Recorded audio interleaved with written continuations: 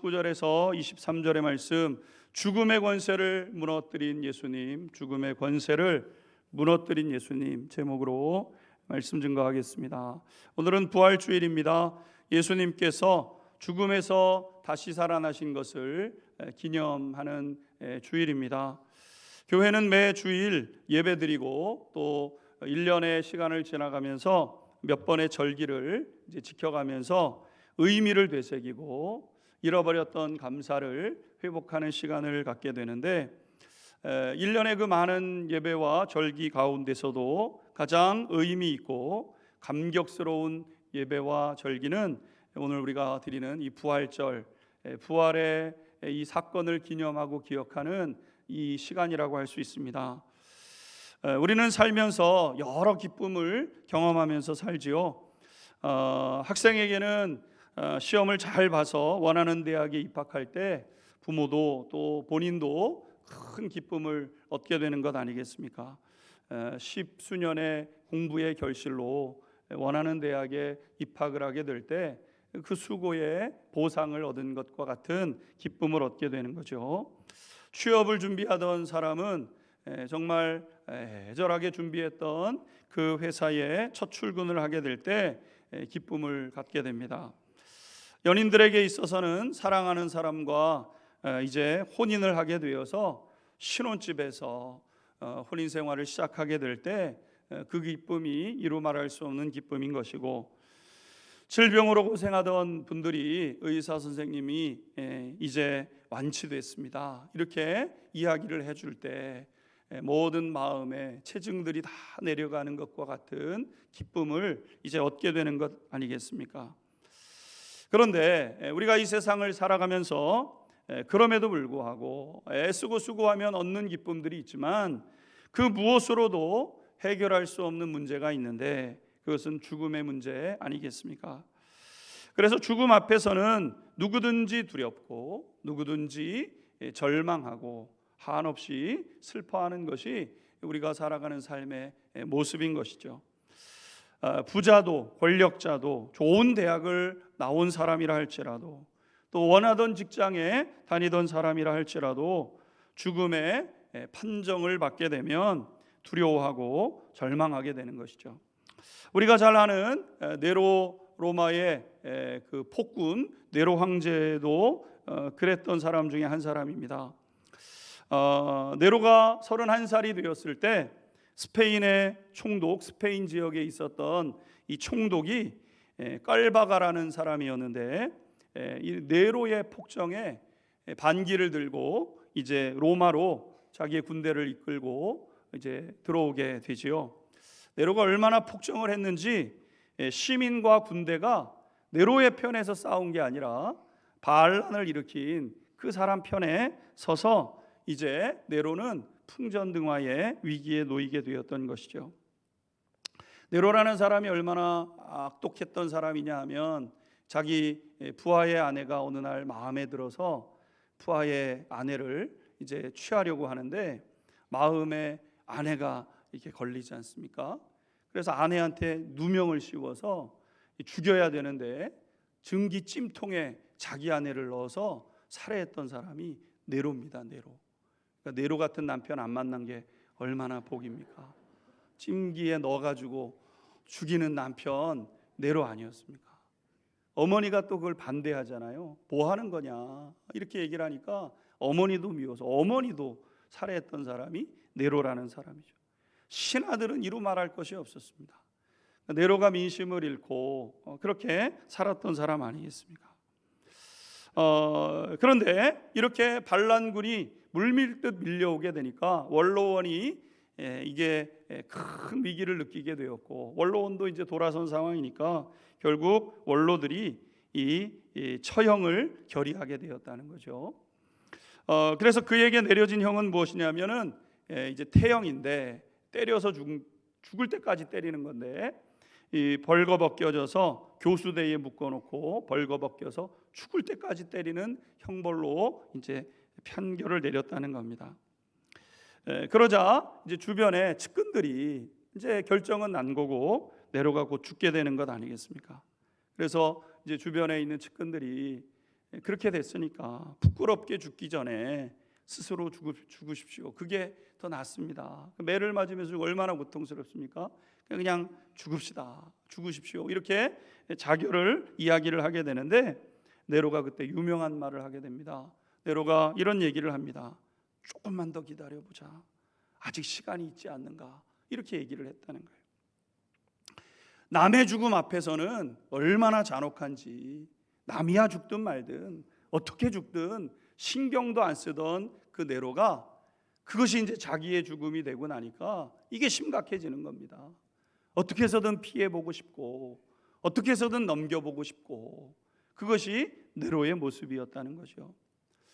남에게는 그렇게 잔인했던 사람인데 자기 죽음 앞에서는 비겁해지는 거죠.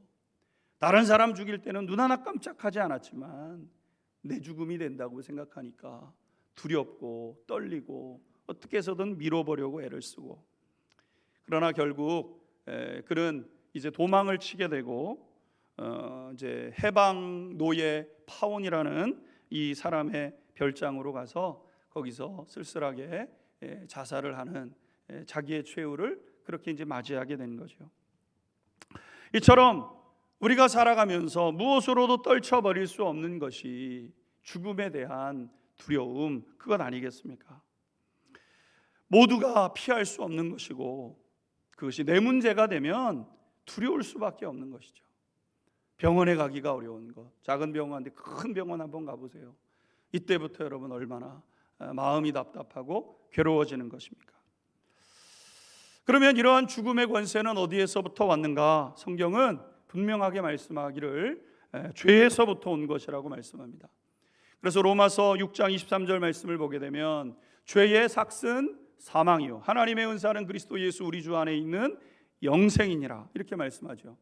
죄의 삭은 무엇이냐? 죄가 가져온 것이 무엇이냐? 죄의 결국은 사망이다. 사망이 어디에서부터 왔냐면 죄에서부터 왔다, 이렇게 말씀하고 있는 거죠. 이 사망은 하나님과 영원히 분리된 인생, 불안과 두려움과 슬픔 속에 끝을 모르는 그러한 그 두려움 속에 살아가는 그런 인생임을 나타내는 것이죠. 그래서 우리 속에는 죄성이 강력하게 있는 거죠. 우리 속에 누가 준 것도 아닌데 조상으로부터 물려받은 죄성이 마치 자석이 쇠를 이끄는 것처럼 죄가 우리를 잡아당기지 않습니까? 창조주 하나님 몰래, 창조주 하나님 원치 않고 창조주 하나님을 몰래 죄를 짓습니다. 어떤 환경이 되면 나도 모르게 죄를 짓죠.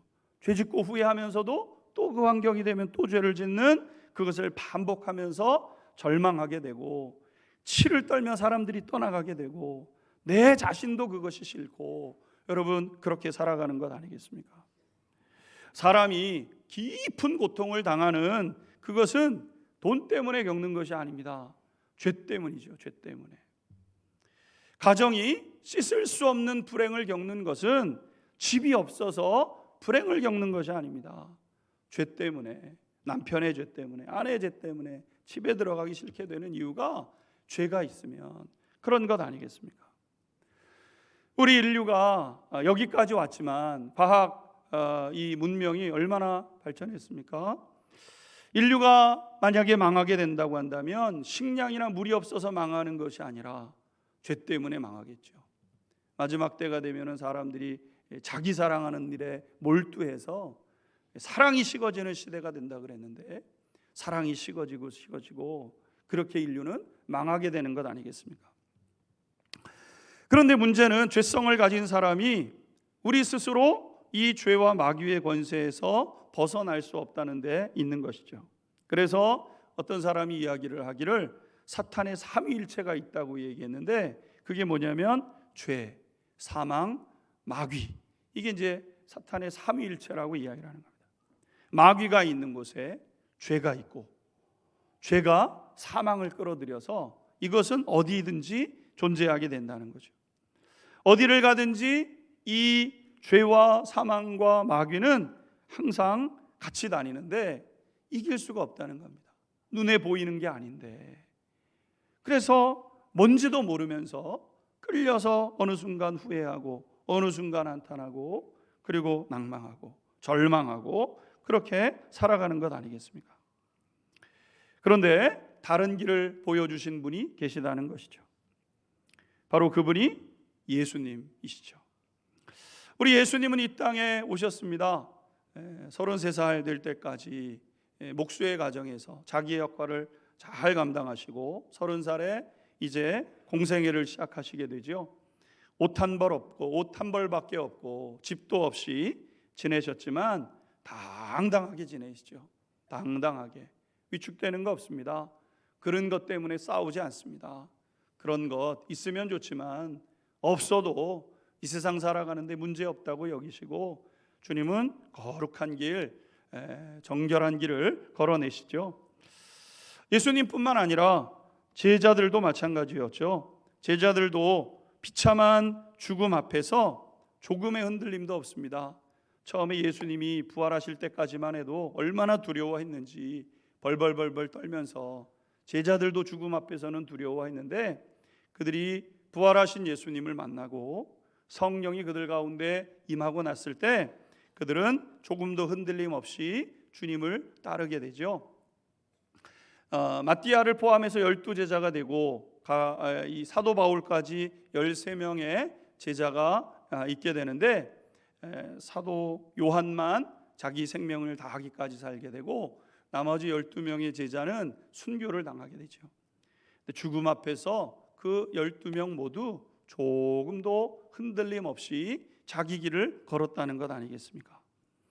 우리가 잘 아는 것처럼 베드로는 십자가형을 선고받아서 십자가에 예수님처럼 매달려야 되는데 예수님, 내가 사랑하던 주님, 내가 부인하고 예수님 죽을지언정 예수님 버리지 않겠다고 막 그렇게 호언장담하다가 너 같은 사람이지 예수님과 같이 죽는 게 두려워서 모른다고 저주했던 베드로가 나중에 이 예수님의 부활하심과 또 예수님의 주시는 성령의 역사를 힘입고 나니까 죽음 십자가형을 선고받고도 두려워하지 않을 뿐만 아니라 거꾸로 매달려서 죽겠다고, 스승님처럼 어떻게 똑같이 하겠냐고, 거꾸로 매달려 죽게 해달라고, 더 극심한 고통을 기꺼이 받아들이는 그 죽음을 받아들인 사람이 된 것 아니겠습니까? 우리가 잘 아는 사도 바울도 참수형으로 세상을 떠나게 되는데 한평생 주님 섬겼는데 집이 주어진 것도 아니고요, 사람들이 영화롭다고 한 것도 아니고요. 근데 후회함이 없습니다. 로마의 차디찬 감옥 속에서 그의 생애가 마감되게 되는데 로마 시민이어서 참수형을 당하게 되지요.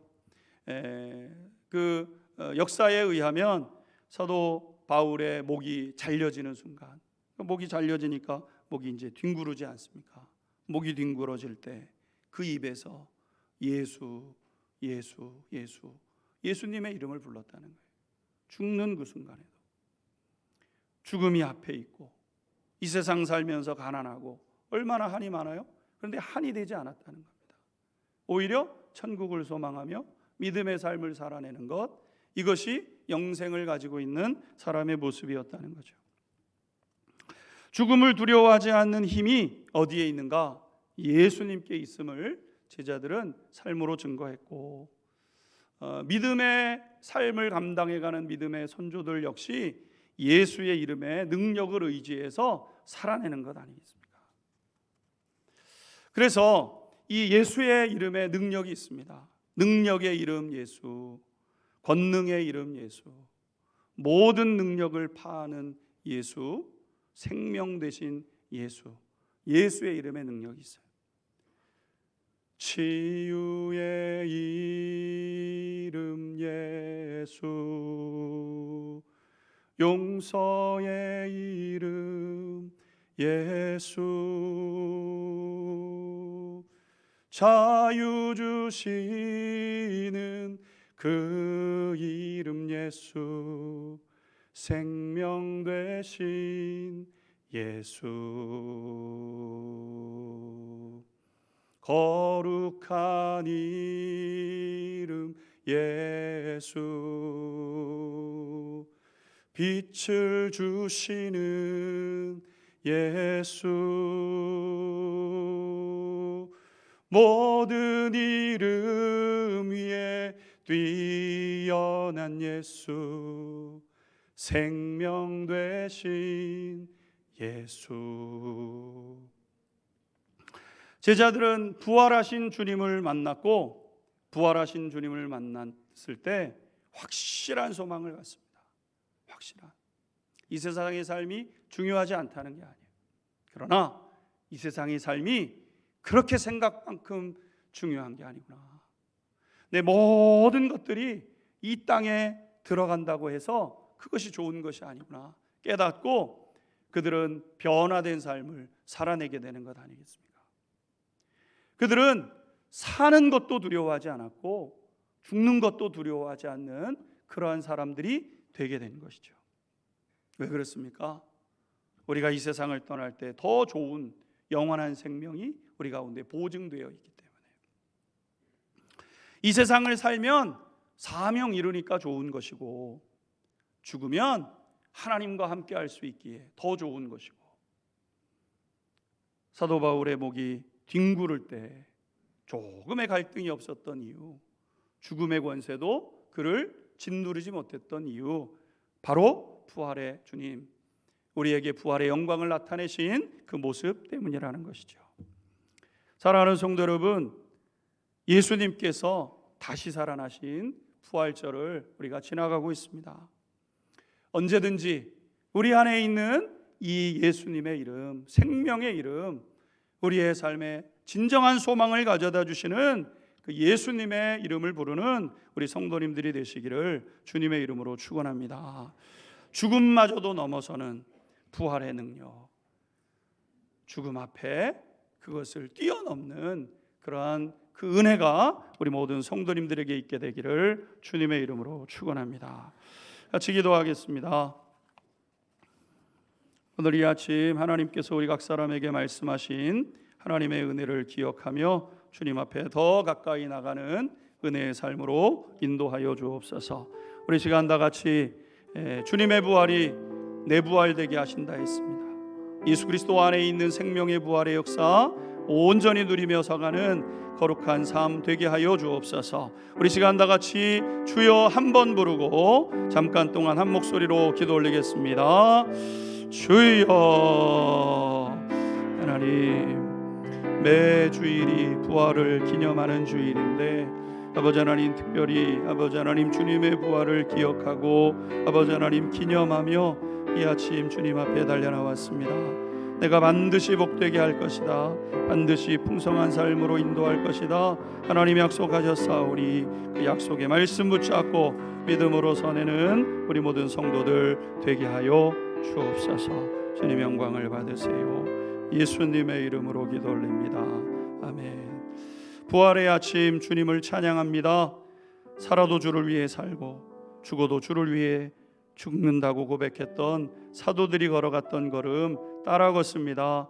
이 땅에서 하나님 주신 은혜 누리며 살다가 이 세상 떠날 때 영원한 생명의 그 품, 하나님 품 안에 안길 줄 믿사오니 아버지 하나님 우리에게 주신 다시 사는 역사, 생명의 역사 잃어버리지 않는 우리 모두 되게 인도하여 주옵소서. 예수 그리스도의 이름으로 기도하옵나이다. 아멘.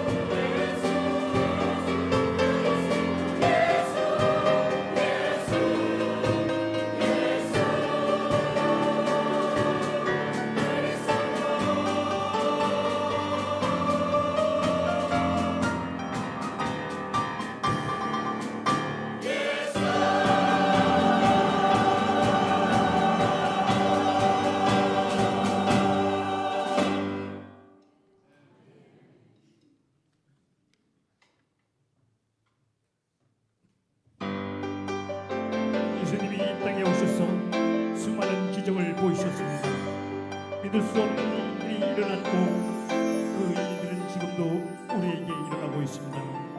왕의 왕 되신 능력의 주님을 찬양합니다.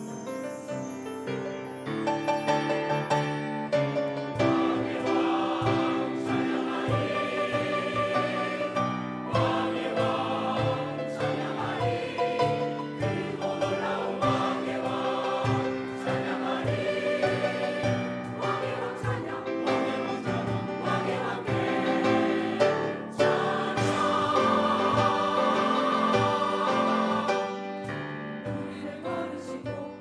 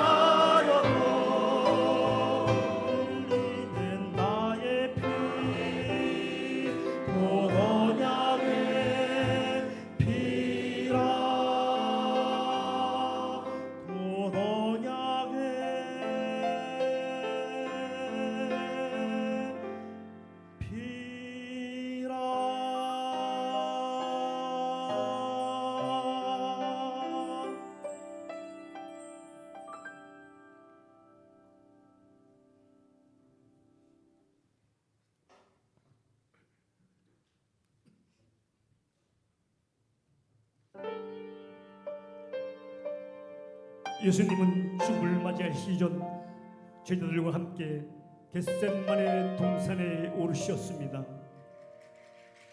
죄인된 우리를 위해 대신 십자가를 시험했던 고귀한 희생, 그리고 고통의 시간들, 그것은 우리를 향한 사랑 때문입니다.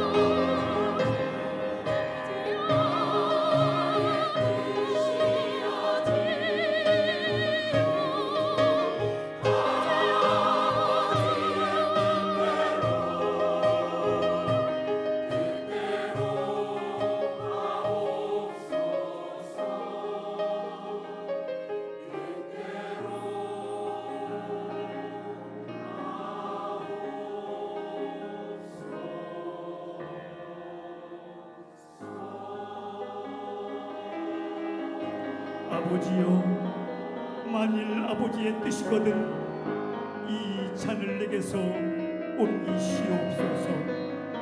그러나 내 원대로 마시고 아버지의 원대로 하옵소서.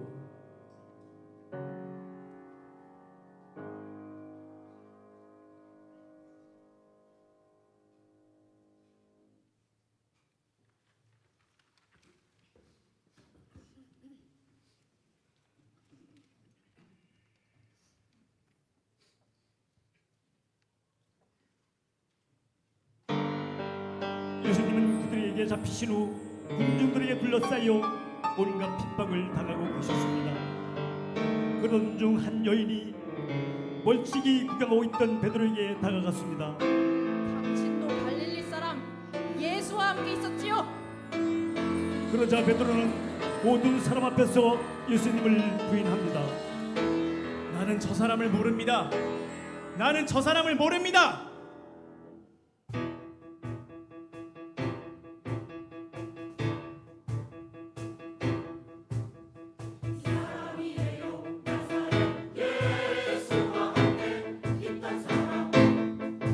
나는 저 사람을 모릅니다. 모릅니다.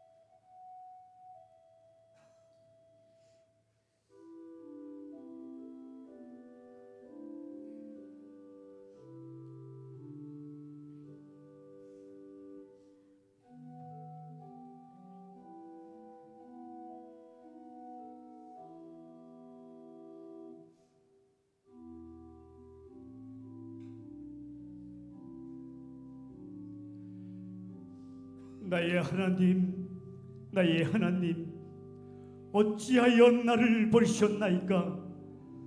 어찌하여 나를 버리셨나이까? 엘리 엘리 라바 사박다니.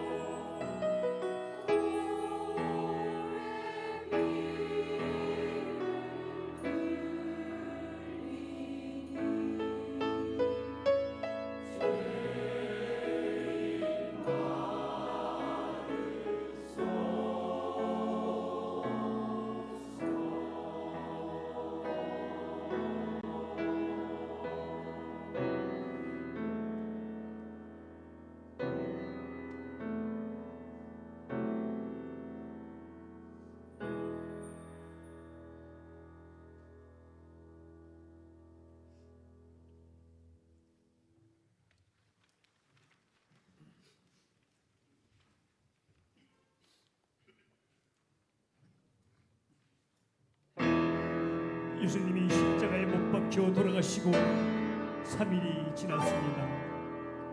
막달라 마리아와 다른 마리아는 예수님의 무덤을 보러 갔다가 믿지 못할 광경을 보았습니다.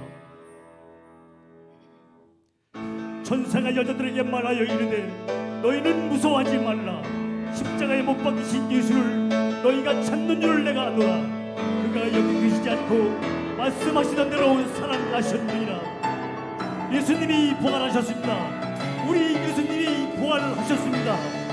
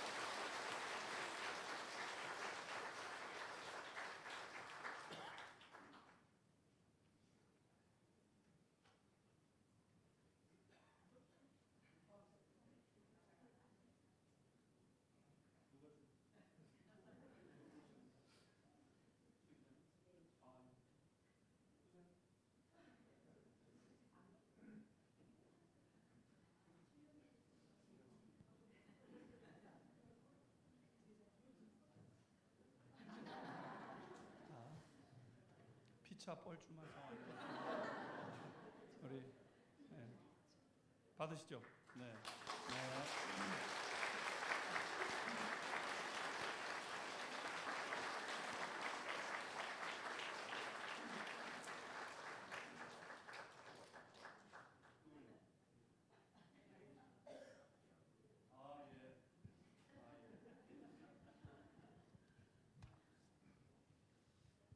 오늘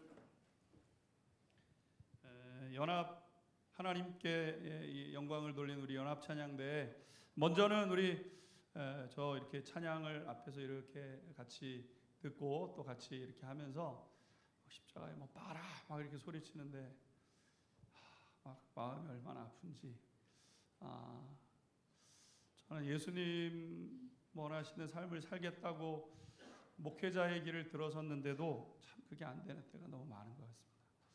네, 오늘 이렇게 찬양을 통해서 다시 한번 이렇게 하나님의 사랑과 우리를 위한 그 십자가 희생, 그리고 우리를 위해서 다시 부활하신 그 주님의 그 놀라우심을 다시 한번 경험할 수 있게 되었습니다. 우리를 위해서 독생자 예수님 주시고 또 죽기까지 순종하신 예수, 오늘도 일하시는 성령님, 우리 성부, 성자, 성령 하나님께 우리가 드릴 수 있는 큰 박수로 한번 하나님께 영광 같이 돌리시겠습니다. 네, 그리고 우리 연합 찬양대가 늘 성탄절 그리고 부활절을 준비하면서 하여튼 뭐 몇 주를 식사 제대로 하지 못하시고 또 오후 예배 마치고 연습하시고 이렇게 애를 쓰고 수고해 주십니다. 그래서 연합 찬양대 그리고 우리 지휘해 주신 우리 지휘자, 반주자, 또 오늘 특별히 이렇게 연주해 주신 분, 그리고 우리 솔리스트, 모든 연합 찬양대를 위해서 한번 격려의 박수 같이 해주시겠습니다.